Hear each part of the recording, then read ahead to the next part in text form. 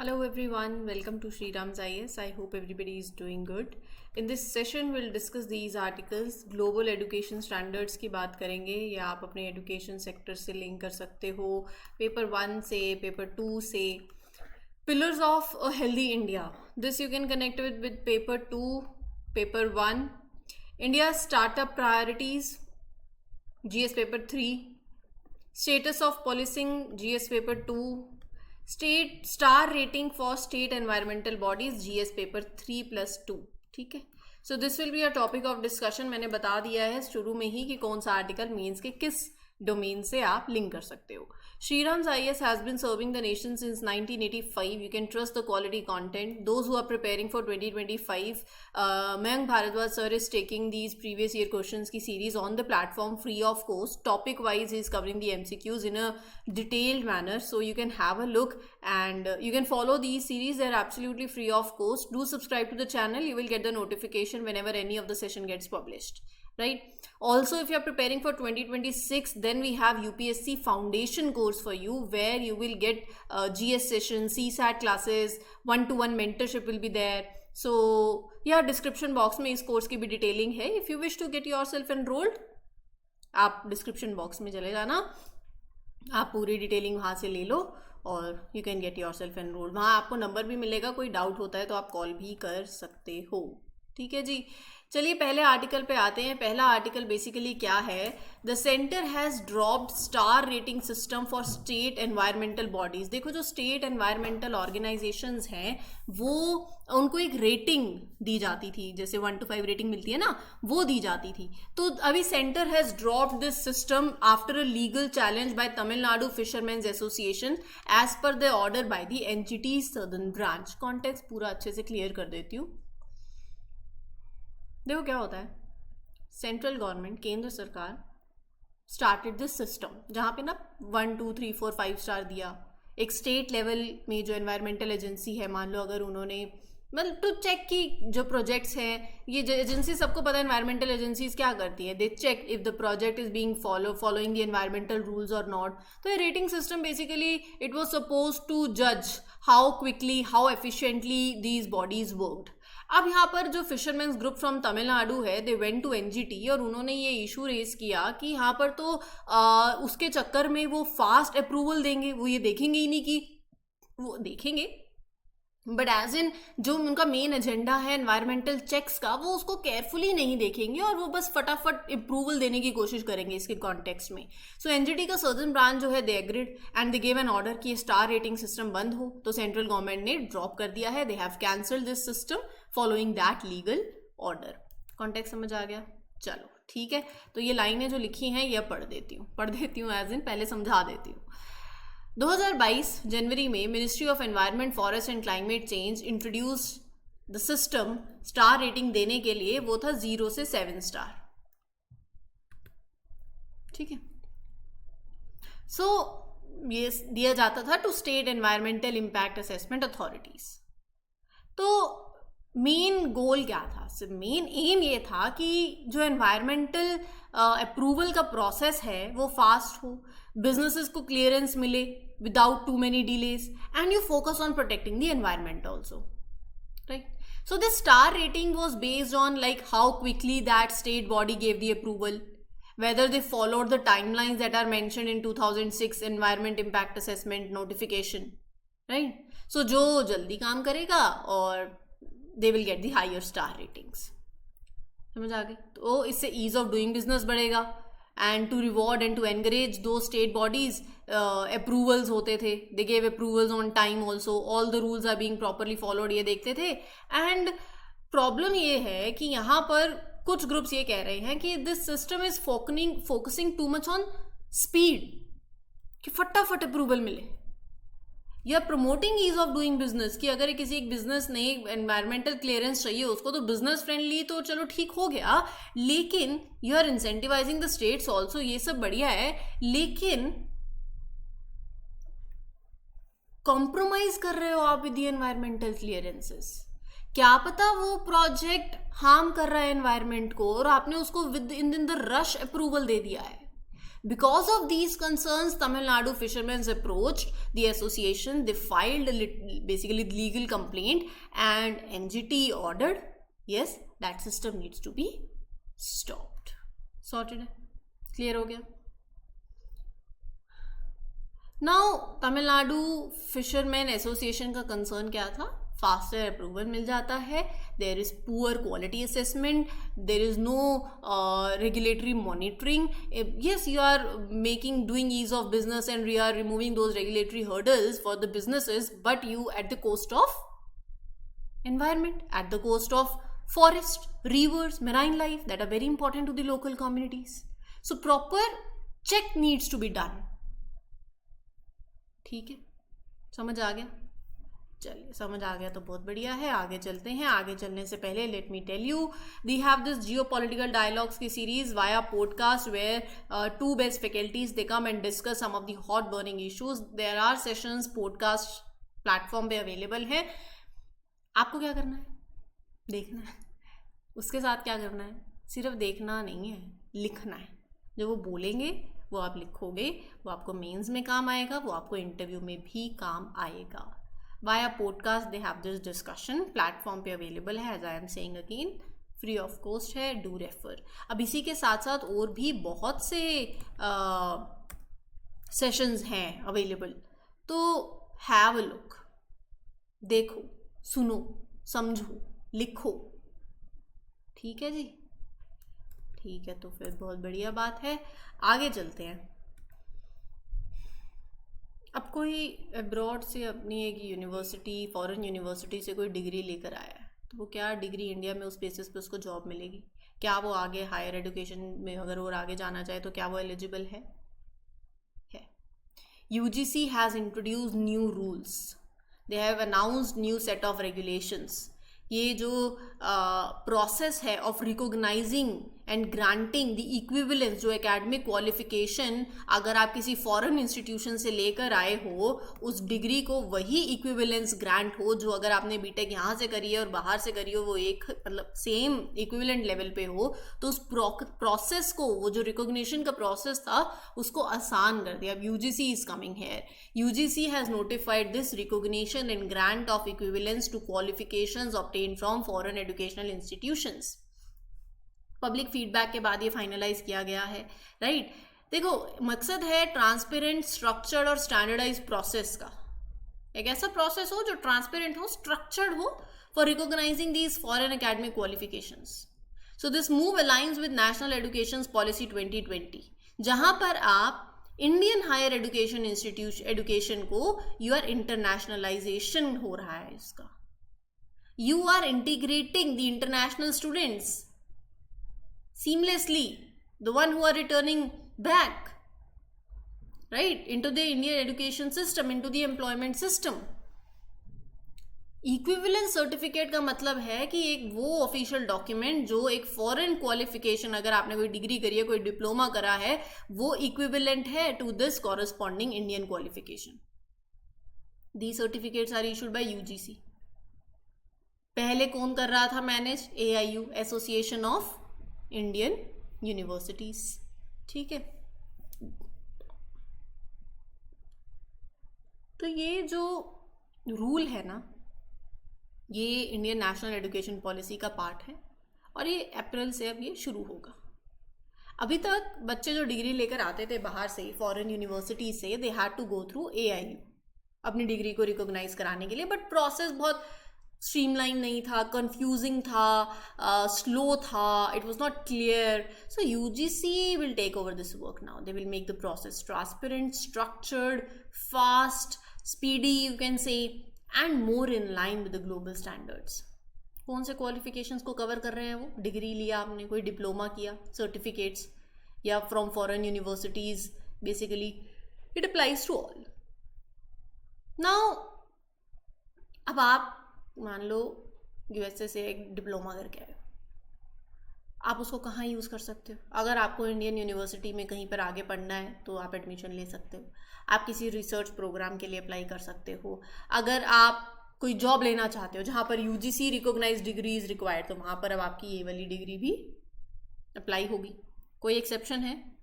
हाँ, कुछ कोर्सेज हैं जो इंक्लूड नहीं किए गए, for example medicine, law, pharmacy. ये देखो एक ही साथ ही याद कर सकते हो आप। जैसे मेडिसिन है, वो फार्मेसी से जुड़ा हुआ भी है, वो नर्सिंग से जुड़ा हुआ भी है, थोड़ा एक ही कैटेगरी में पड़ गए। तो ये तीन, एक लॉ और एक आर्किटेक्चर। ठीक है जी।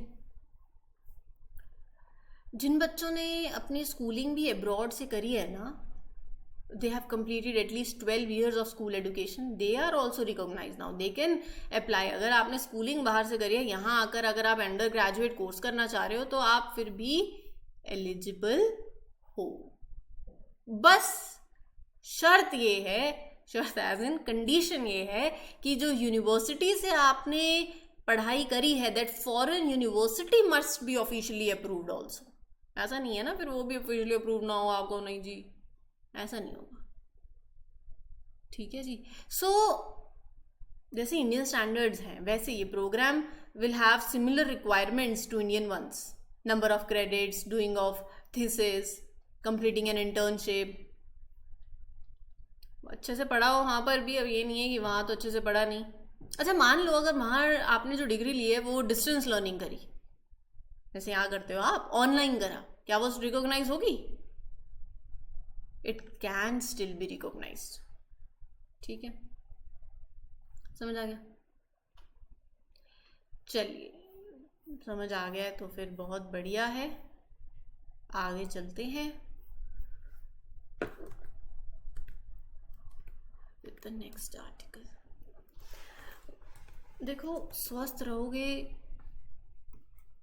एक हेल्थ ना इक्वालिटी से भी जुड़ी हुई है, सबको पता है। हेल्थ सिर्फ ये नहीं है कि आप हॉस्पिटल खोल दो। एक अच्छी हेल्थ, पहले तो क्या होता है ना, be compromise with the health of women, की होता है आज भी ऐसे सोसाइटीज आर देयर कि कमाना तो हमारे बेटों ने है, right? They have to go, they have to work, they have to earn money, they are running the homes, so right, so उनका स्वस्थ रहना बहुत ज़रूरी है। They compromise with girls health, nutritious diet compromise होती है। और at the same time what do you understand by medical health, कि अच्छा मेडिकल एक्सपेंसेस कम होने चाहिए, हॉस्पिटल में बेड पूरे होने चाहिए, ये एक साइड है। बट इससे पहले health is providing basic amenities.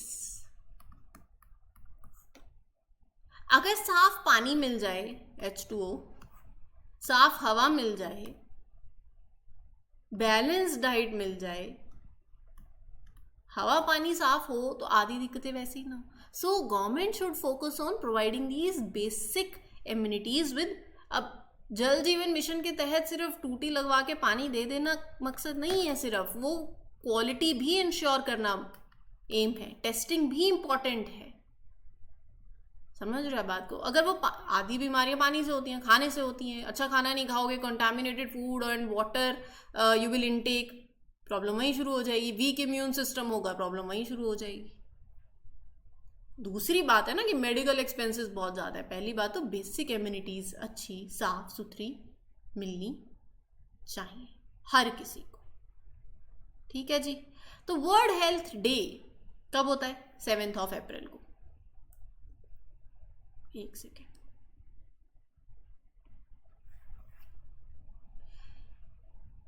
Health देखो, हेल्थ और सैनिटेशन ये 2 पिलर्स हैं, ये अलग नहीं है। स्वच्छ भारत अभियान हेल्थ से जुड़ा हुआ ही है। मलेरिया मच्छर काटने से होगा, मच्छर कहाँ आएगा? जहाँ कूड़ा करकट होगा। डेंगू मच्छर काटने से होगा, और मच्छर कहाँ होगा? जहाँ साफ सफाई नहीं होगी। समझ रहे हो बात को? इन्फेक्शन वहीं होते हैं जहाँ क्लीनलीनेस नहीं होती है। So these two are the pillars. अगर आप स्मार्ट सिटीज की बात कर रहे हो, so infrastructure, digital tools, everything is important, but at the same time you need to make sure, जैसे cleanliness, clean toilets, Swachh Bharat mission, Jal Jeevan mission.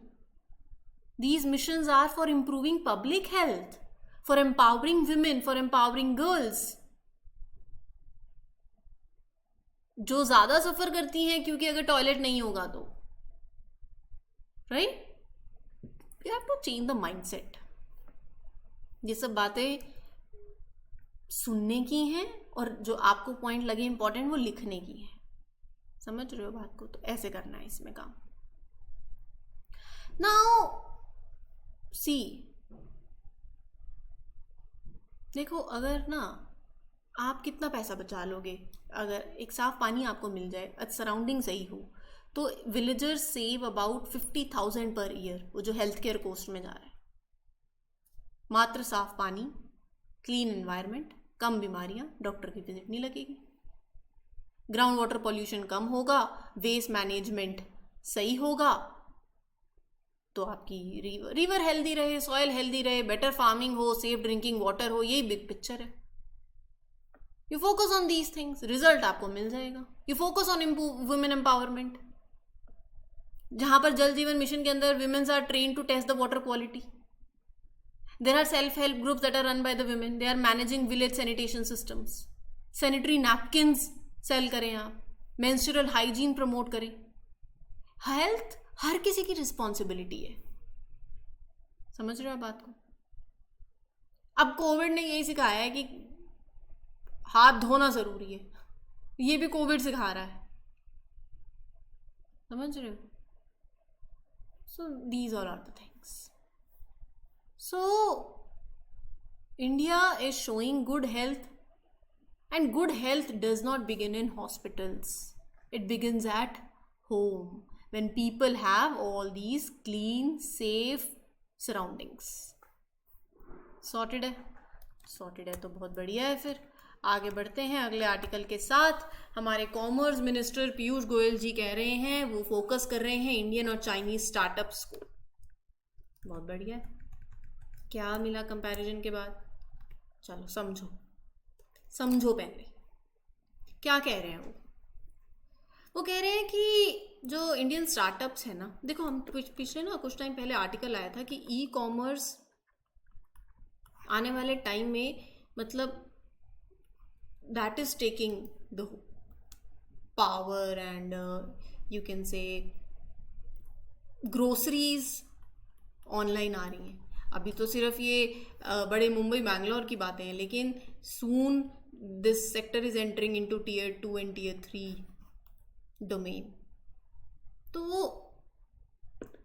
अभी e commerce में अगर एक ड्रॉप देखने को मिला है कि ग्रॉस मर्चेंडाइज जो वैल्यू है, जहाँ पर टोटल सेल जो है वो थोड़ी कम हुई है because of certain things, because of real wages जो हैं वो इतनी नहीं मिली, कंजम्पशन लोगों ने इतनी नहीं करी, and they are very inflation को लेके भी there was a concern. So but overall ये सबको ही पता है, सब ऑनलाइन खरीदते हैं आजकल, है ना.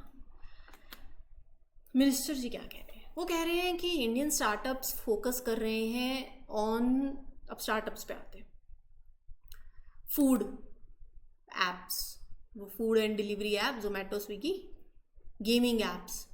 और चाइनीज स्टार्टअप किस पे फोकस कर रहे हैं? वो बड़ा सोच रहे हैं, इलेक्ट्रिक व्हीकल्स, आर्टिफिशियल इंटेलिजेंस. हम विश्व भर में 3rd बिगेस्ट स्टार्टअप इकोसिस्टम हैं. Most Indian startups are working on these convenience based apps जो आपकी डेली लाइफ आसान कर रहे हैं. बट चाइना के startups, they are building advanced technologies that are strengthening the economy, that will improve their national security, they will be a lead in the global tech race. हमें थोड़ा बड़ा सोचना पड़ेगा. We need to encourage innovation in space tech, AI, clean energy, robotics. It's not just about building the apps, it's about building the future. We have lot of startups, but they are mainly focused on short-term ideas, small ideas. To compete globally, we need more startups that are working on big, future-ready technologies. So, एक तरफ उन्होंने India versus China कर दिया इस time पे. ही compared दोनों के startups. Indian startups are focused on food delivery, grocery services, influencers, social media platforms, fantasy sports and betting apps. वो कह रहे हैं कि do they really reflect India's true potential for the future? What China is doing? They are focusing on deep tech, battery technology, semiconductors, AI, EV, robotics. They are more advanced, strategic. So here, what is India doing about it? We have started programs, Make in India, Atmanirbhar Bharat, but there's a long way to go. Intellectual property. India currently does not own much IP in major tech fields. Intellectual property सबको पता होगा, जब आपका कोई एक idea है, original आपने बनाया, आपने क्रिएट किया, तो आप चाहोगे ना आपको उस पर राइट मिल जाए, कोई ऐसी कॉपी ना करे, क्योंकि आपकी दिमाग की उत्पन्न है. वही इंटेलेक्चुअल प्रॉपर्टी है. जो आपका इंटेलेक्ट लगा उस पर, वो आपकी प्रॉपर्टी है. ऐसे याद कर लो, ठीक है. सो ये उन्होंने कंपैरिजन करके दिखाया है. Chat GPT maker, US companies, OpenAI, they are leading the AI world. China is catching up. But we have to build a world-class AI model. Government is looking into some proposals. देखो वो कह रहे हैं कि हमारा जो e-commerce platform है ना, फ्लिपकार्ट, जोमेटो, स्विगी, ब्लिंकिट, जेप्टो, मिंत्रा, फूड का, ग्रॉसरी का, फैशन का, ये बहुत तेजी से बढ़ रहा है क्योंकि people started using internet. Urban families spended, they are doing well. बाकी मैंने आपको बता ही दिया फिर, ठीक है, समझ आ गया. So overall this is the picture. China is already a leader in the high tech products. They are growing science based companies. India is improving in assembling the tech, but still assemble के लिए भी you depend on parts.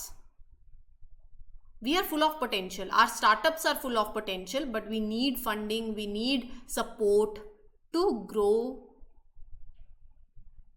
and compete at global level.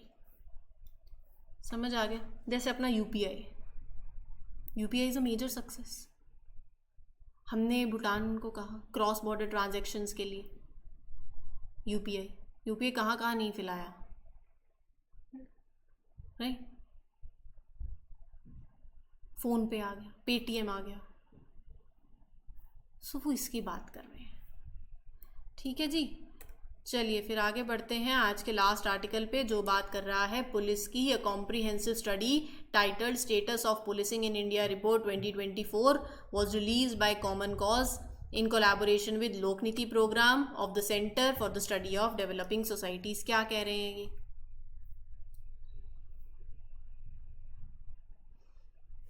Serious problem है in how the police works.